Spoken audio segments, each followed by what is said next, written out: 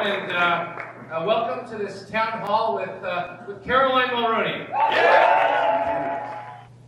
And now we are in a position where we are in a race. And it's amazing when you think about it. The importance of having a race, the importance of having an opportunity for our party members across the province to make a choice about who will be the next leader, and I think who will be the next premier.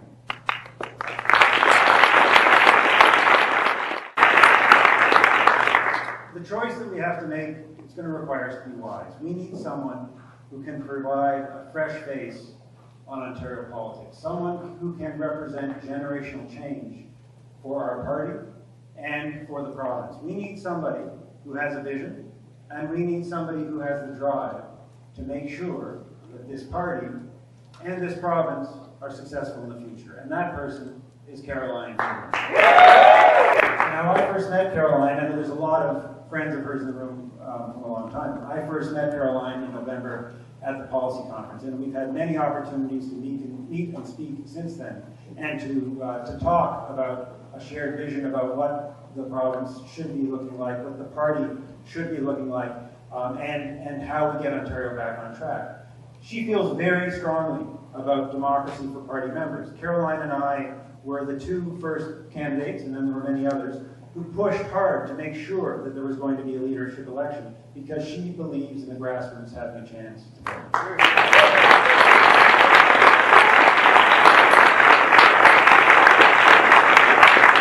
But like I said, the choice that we're going to make is very, very important. Our province has never needed us more. 15 years of destructive Liberal government, 15 years of overspending, 15 years of high hydro rates, of high tax rates, 15 years of scandals, billions spent on unbuilt energy plants. These are the sort of things that can't continue if our province is going to prosper. We are faced with a situation where we have a government that doesn't seem to appreciate the pain that they cause for everyday people in Ontario, and a place where we have a premier who thinks not only that every decision is right, but that it is righteous. We need to send Kathleen Wynne a message. We need to tell her that she's wrong. And we need to do that by electing a progressive conservative government led by Caroline. So we won't keep you in suspense anymore. Everybody's here for the main event. It is my pleasure now to introduce a woman who has that vision, has that drive, also, as my mom would say, has the fire in her belly to take the message out, the person who will win our party, win our province, a friend, and someone that those of you who know and love, and those of you who don't yet are going to love. Ladies and gentlemen, Caroline Mulroney.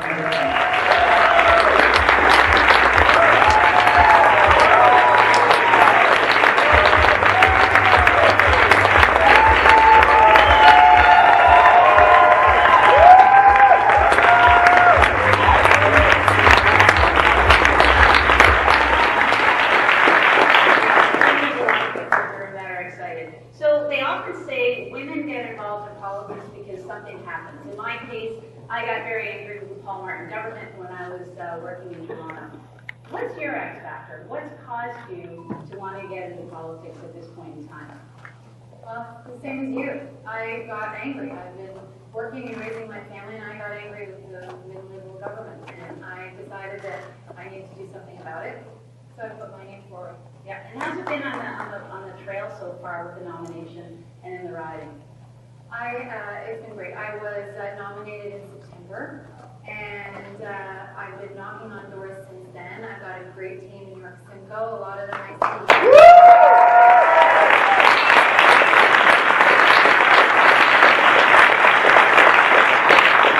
We put together a great team, and we've had a great time knocking on doors. Yeah. And I know that it's going to continue to grow. Awesome. And you started by knocking on doors seeking the nomination, but now we're at a different level. Yes. Now you want to be the premier of our province. So why now? So the same reason I wanted to run in the first place, which is I want to change, and I wanted to do something about it. And the more I've knocked on doors, the more I've seen how important it is that we do have change at Queen's Park. And I think for the party, it's an opportunity to have major change, a fresh start. And I think that with my candidacy, we could talk about having generational change at Queen's Park. When my father ran, I was 9, and I didn't really understand at the time what had happened to our lives. I actually packed a little lunch for myself, and he said meet us in Ottawa the next day, and I thought we were coming back. So our children are a little bit older, and I wanted to just walk them through it because it was going to be a big change in our lives. And although I had been working full time, this was going to mean a lot of. I thought it'd be time with it. In fact, we've spent a lot of time together knocking on doors, and a lot of our volunteers have taken them and gone on individually with them, and so it's been great. Yeah. When my kids do that. When my kids were 7 and 3, I was called into cabinet, and I told this story to Caroline earlier because it's a story about, at the end of the day, we're just working moms when it comes down to it. We care about our family, and we decided to take this leap because we want to make other families better. Right? So when I went to Rideau Hall to be called in as a cabinet minister, it was my very first interview. I had my sons with me, they were 7 and 3. And the older guy, they were warned within an inch of their lives, don't do anything bad, behave yourself. We had iPads, we had everything going. And they did very well. And then outside, I forgot to tell them that the media, the press were going to be there. And sure enough, just like tonight, they were standing there with a big crowd among them. And I hadn't told JC not to go towards them. And Rosemary Thompson was a lovely lady who worked for years at CTV, was a mom, is a mom, and she was able to attract my 7-year-old over to where the press is. And I could see everybody in PMO going, oh my gosh, what's the 7-year-old going to say? Luckily, it went well. So well, I'm here today, so obviously I went okay. But what I can tell you about that is, you know, people will ask you, your family is young. Is that okay? And what do you say about that? This is about an opportunity that I think that I need to go forward. We need this change. I've been working so hard, and my children, I'm honest with them about what I'd like to accomplish with my life. We talk openly about it. I respect them, they respect me. And so, you know, they've been supportive, and we've had a great time. And so, as the child of a former politician, I've experienced this myself. And it was a great opportunity for my brothers and me to get to see people making policy decisions and trying to bring change. And so I hope they'll have the same experience as we did.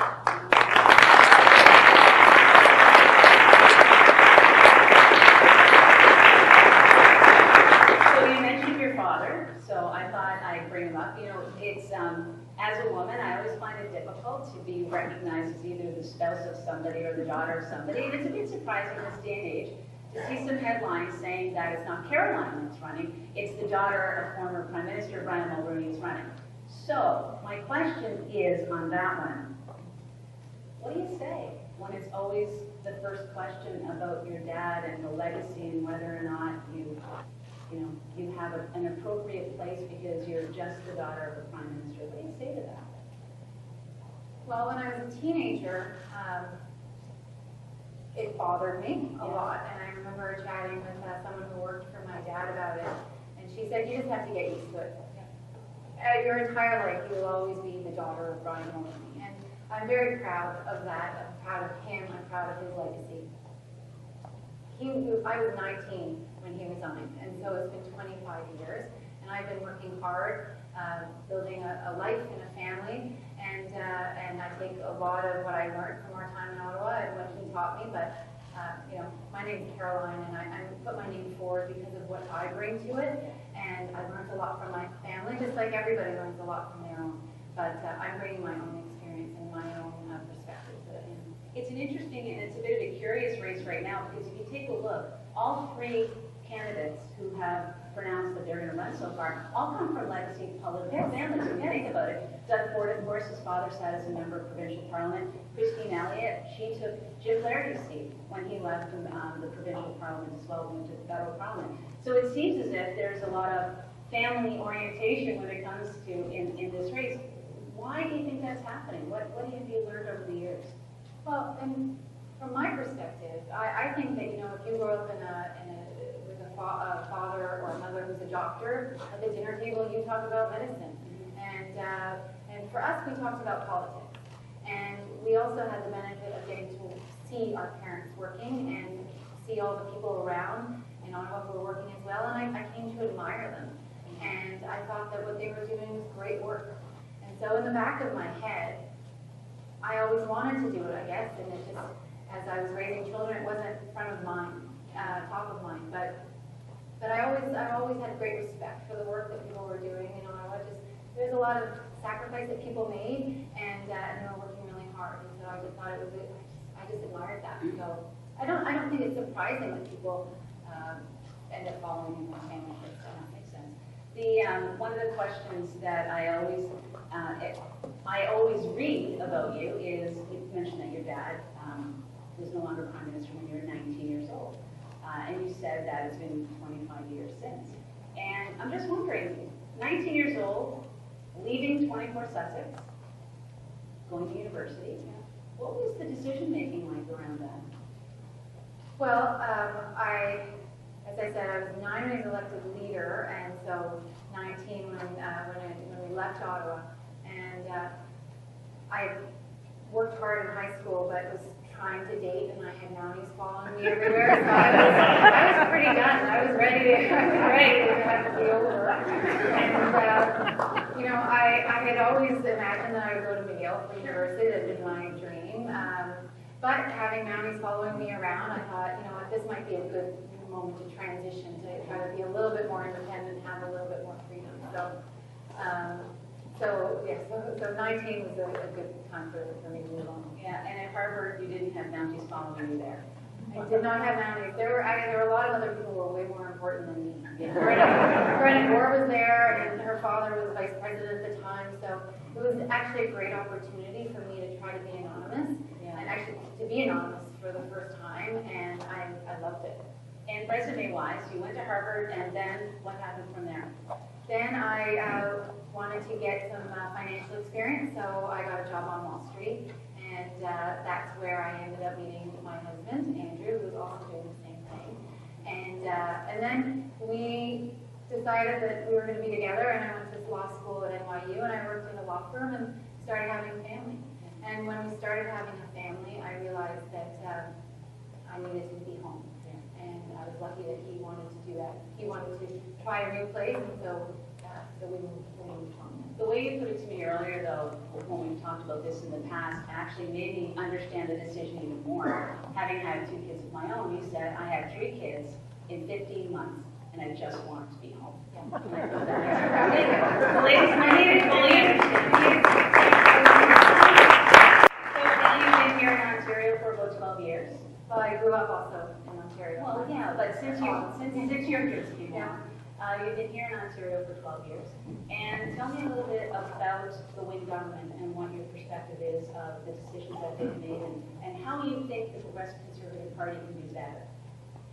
So the reason I decided that I had to do something was that I was working and raising my family and realizing that we have a government that is making short-term decisions that benefit them in the short term, not decisions that Ontarians need for the long term. And the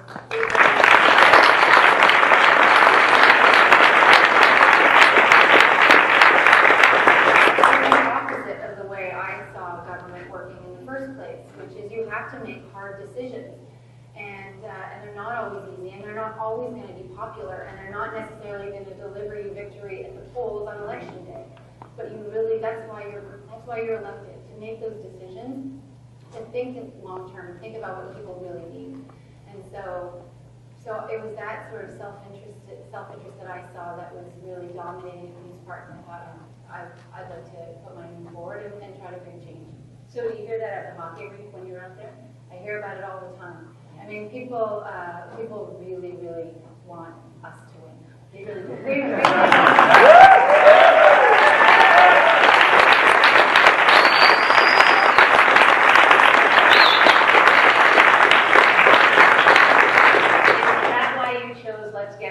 For Cape Breckers, I'll tell you, what I always used to say to Carolyn is, let's get her done. when we talked about the slogan, I said, that's what Lisa Raitt says, but she says, let's get her done. Tell me about let's get it done. I love let's get it done because I put my name forward in September to be part of a team. I saw that the party was growing, and it was really reflective of what Ontario is today. And I thought there's so much, I know there's so much energy among candidates and caucus members to really move forward. I mean, victory is within our sights, and I feel like I'm a part of a team, and I loved it. So let's get it done. We still have a little bit of work to do, but we can do it. But we're going to do it together, and I'm not going to do it alone. I'm going to do it with all of the candidates who presented themselves. Yeah, absolutely. You can't open up a newspaper today, unfortunately, without seeing another allegation of sexual misconduct, sexual harassment in politics, in media, and the workplace. You worked on Wall Street, you worked on Bay Street, you were a lawyer in a law firm, and I share the fact that I worked in pretty male-dominated industries as well. Have you experienced anything like that? Well, in my first job experience, I experienced a lot of sexism, just like a lot of the women who worked with me. There weren't that many women at the time in the department that I was in, but and I certainly saw sexism and harassment. But I have been fortunate; I've never experienced it myself. But I saw it in business. It's widespread across society. So does that necessarily mean, though, that the Progressive Conservative Party must have a leader? Progressive Conservative Party needs the right leader. Yes. I'm thrilled that there are more and more women coming forward and putting their names forward for public office. It's important that we encourage women and we encourage girls to think about these careers. They're not obvious careers, especially when you're in the space in your life where, just like you're raising children. But that's really important to have our voices heard. At the same time, we can do it. We're doing it on our own merit, and I'm putting my name forward because I believe that I am the right leader. The best advice I got was from my dad, and it was before I announced that I was running, and he said, "Listen to me and listen to me carefully." I thought this was going to be a game changer. Yeah, the secrets The are secrets are finally coming out. The grail. And he said, "Your riding is big, drive safe." Caroline, you and I got to know each other actually in two ways. First was through the Shoebox Project, and I want to talk a little bit about that. And the second one was you agreed, and I don't know if you knew what you're getting yourself into, but you agreed to sit on a board of a founding Crown Corporation to build a bridge between Detroit and Windsor called the Gordie Howe Bridge. So people ask me all the time, you know, is she ready for the politics? Tell me how much fun that was. That international board and dealing with not only Ontario politics, federal politics, but throwing a little bit of Michigan and Washington at the same time. How's that? That was. And I apologize not for putting you there. You didn't tell me that there was no Crown Corporation that we were going to have to build it from scratch.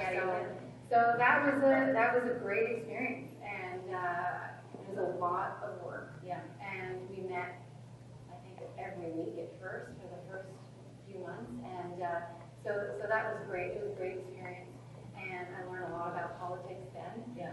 In that way, and working with different stakeholders, different parties, different countries. So it was a great experience. Yeah.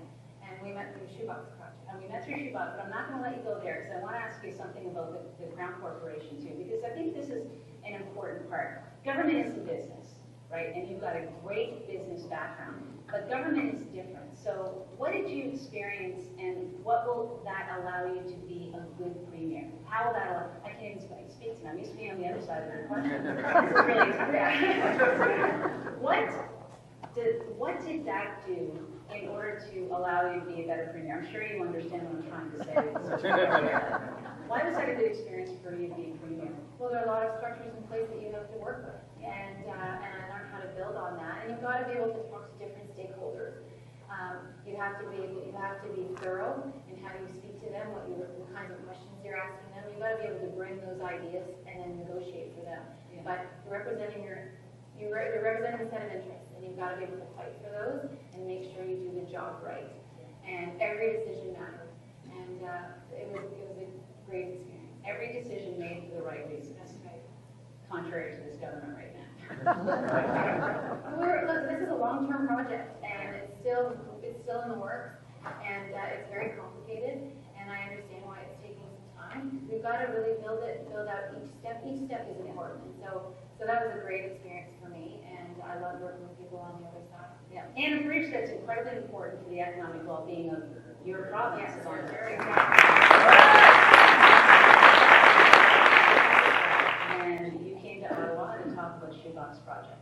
And what I found interesting about Shoebox Project was you really, in some ways empowered, but in other ways you put it into the hands of women predominantly to put together small tokens, small gifts in a shoebox to leave and give to women's shelters. So tell me a little bit about that, because that to me is a pretty good progressive conservative principle of individually making sure that you're looking after each other. So tell me about that. I didn't know that we were going to be building an organization when we started. I started with my family, and we were just looking for an easy way to give back and something I could do with my children. And I think a lot about women in shelters and the things that they're fleeing that lead them to shelters. So I thought that was a great, easy way to do something simple and that would be meaningful during the holidays. It took off because people heard about it, and what I realized is that people across Canada now and in the U.S. and soon maybe in Europe are looking for easy ways to give back to their community. They really want hands-on ways, and people are really hungry to do that. I mean, Shoebox has grown not because I had a growth strategy for it. It grew because we were responding to demand from people to give back to their communities and be active. So we've really been able to empower volunteers across the country to make change in their community. So it is, to your point, a very progressive, conservative organization in the way that we approach it. It's really about people wanting to give back, and I have building that has been something that has given me such immense pride. I love doing it with my family, and I think it reflects how great people are and how much they want to give back. Yeah, that's true. And you told me that when your dad was in office, you and your mom would visit shelters across Canada. And that's sort of where it started. That's why when I heard about the idea in the first place, I thought this would be meaningful for me. Yeah, and it carries on. And it carries on. Okay. Yeah. And as I step back, my family will continue to run it. They just found out about that. Well, breaking news. I was gonna. One of the things that I always admired in you, of course, is the fact that you're bilingual.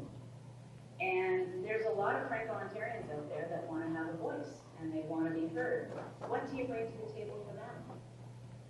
Well, I was born in Montreal, and my father's a Quebecer, and he really wanted to ensure that we were all bilingual, and it's a big part of my life.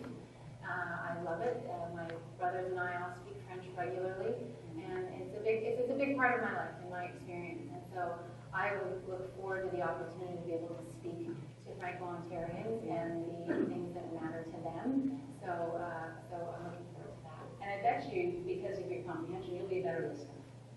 Yes. Will you run the People's Guarantee? So the People's Guarantee is the result of a grassroots process that members were all consulted on. And today's day one of my campaign.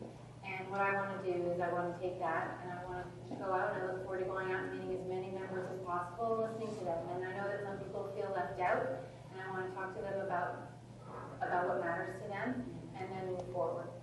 But it is the result of a grassroots process that we were all consulted on, and so I think it's an important starting point for us. And you're nominated, right? I was nominated in September. You were nominated in September. You've been part of the grassroots movement towards developing this platform. Yeah, and candidates and caucus members are going out and talking about it, and so it's a big part of what we've been talking about with Ontarians. And people like it at the door?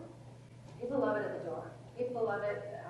It's a significant tax cut for the middle class, and there's almost $2 billion in mental health. Yeah. And that is a big, that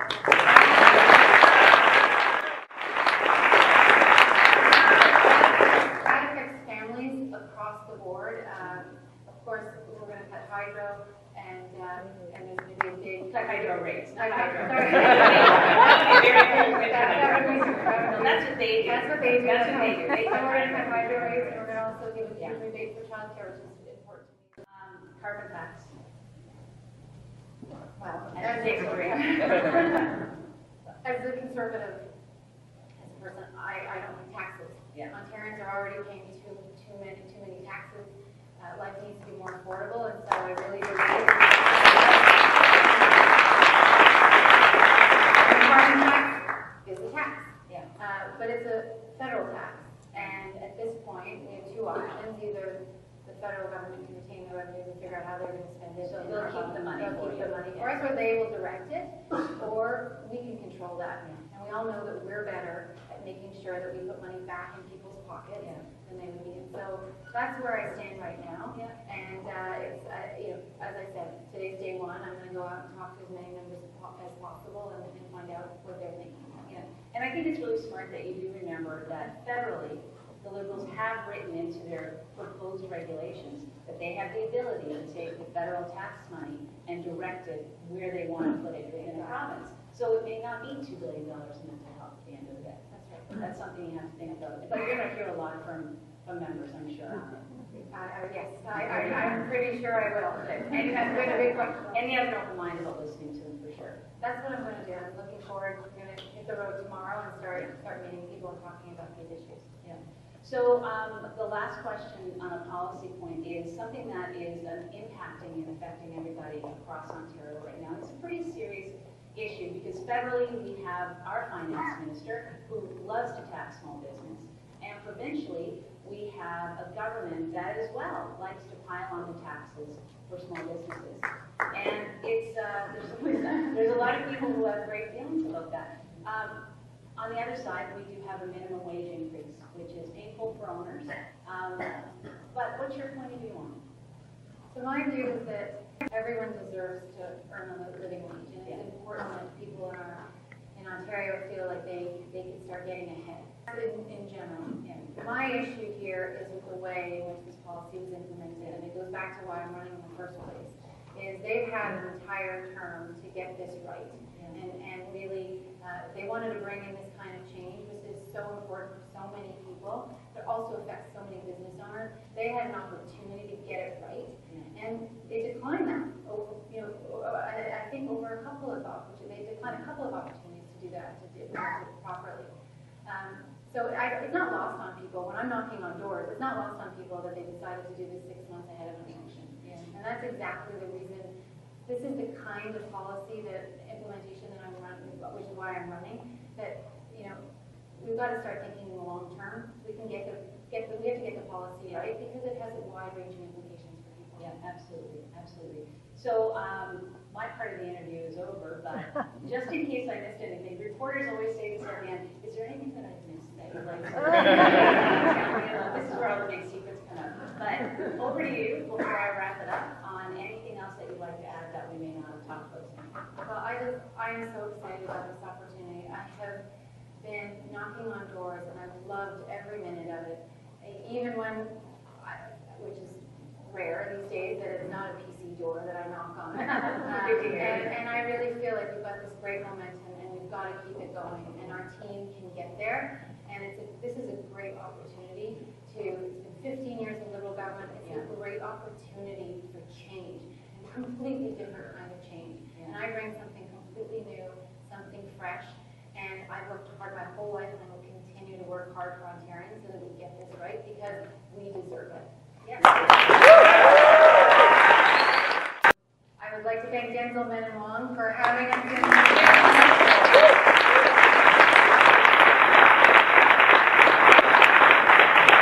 and to help us fight for fiscal responsibility at Queen's Park.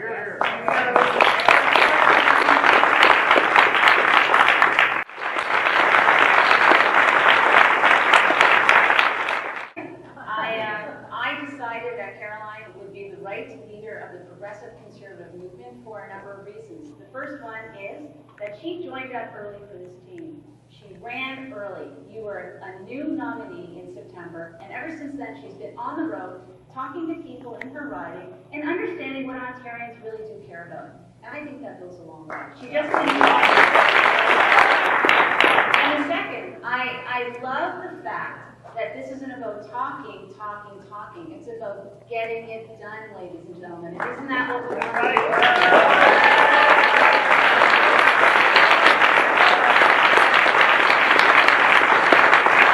Thank you, Caroline, as I said, for putting your name in the ring. Thank you very much, ladies and gentlemen, for coming here tonight. And I hope you realize that this is the first interview you've seen with the next premier.